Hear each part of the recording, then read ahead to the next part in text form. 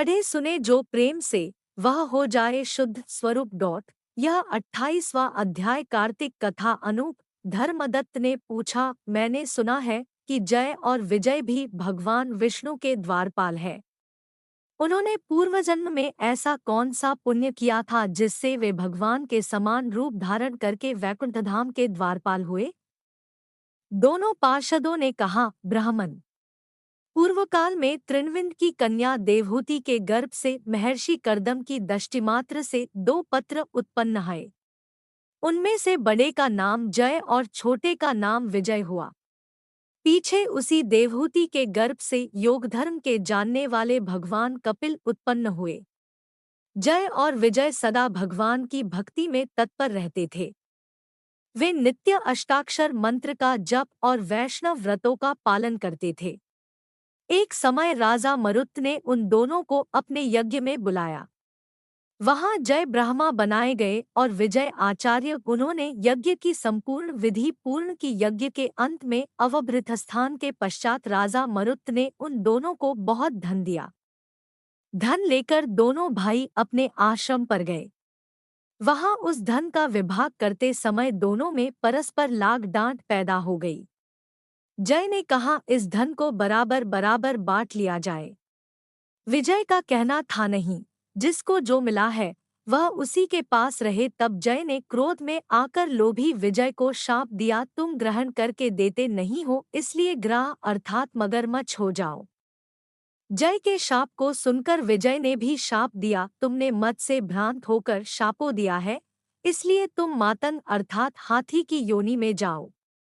तत्पश्चात उन्होंने भगवान से शाप निवृत्ति के लिए प्रार्थना कर श्री भगवान ने कहा, तुम मेरे भक्त हो, तुम्हारा वचन कभी असत्य नहीं होगा। तुम दोनों अपने ही दिए हुए इन शापों को भोगकर फिर से मेरे धाम को प्राप्त होगे।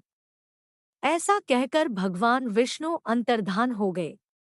तदंतर वे दोनों गंड नदी के तट पर ग्राह और गज हो गए।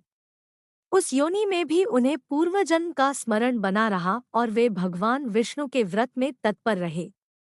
किसी समय वह गजराज कार्तिक मास में स्नान के लिए गंड नदी गया तो उस समय ग्राह ने शाप के हेतु को स्मरण करते हुए उस गज को पकड़ लिया। ग्राह से पकड़े जाने पर गजराज ने भगवान रमानाथ का स्मरण किया। तभी भगवान विष्णु शंख चक्र और गदा धारण किए वहां प्रकट हो गए। उन्होंने चक्र चलाकर ग्राह और गजराज का उद्धार किया और उन्हें अपने ही जैसा रूप देकर वैकुंठ धाम को ले गए। तब से वह स्थान हरिक्षेत्र के नाम से प्रसिद्ध है। वे ही दोनों विश्वविख्यात जय और विजय है, जो भगवान विष्णु के द्वारपाल हुए हैं। धर्मदत्त, तुम भी ईर्ष्या और द्वेष का त्याग करके सदैव भगवान विष्णु के व्रत में स्थिर रहो। समदर्शी बनो। कार्तिक, माघ और वैशाख के महीनों में सदैव प्रातः काल स्नान करो। एकादशी व्रत के पालन में स्थिर रहो। तुलसी के बगीचे की रक्षा करते रहो।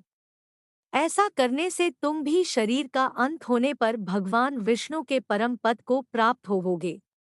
भगवान विष्णु को संतुष्ट करने वाले तुम्हारे इस व्रत से बढ़कर न यज्ञ है, न दान है और न तीर्थ ही है। विप्रवर, तुम धन्य हो, जिसके व्रत के आधे भाग का फल पाकर यह स्त्री हमारे द्वारा वैकुंठ धाम में ले जाई जा रही है। नारद जी बोले, हे राजन। धर्मदत्त को इस प्रकार उपदेश देकर वे दोनों विमानचारी पार्षद उस कलहा के साथ वैकुंठ धाम को चले गए।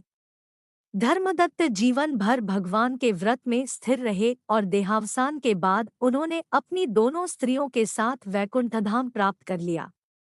इस प्राचीन इतिहास को जो सुनता है और सुनाता है, वह जगतगुरु भगवान की कृपा से उनका सान्निध्य प्राप्त कराने वाली उत्तम गति को प्राप्त करता है।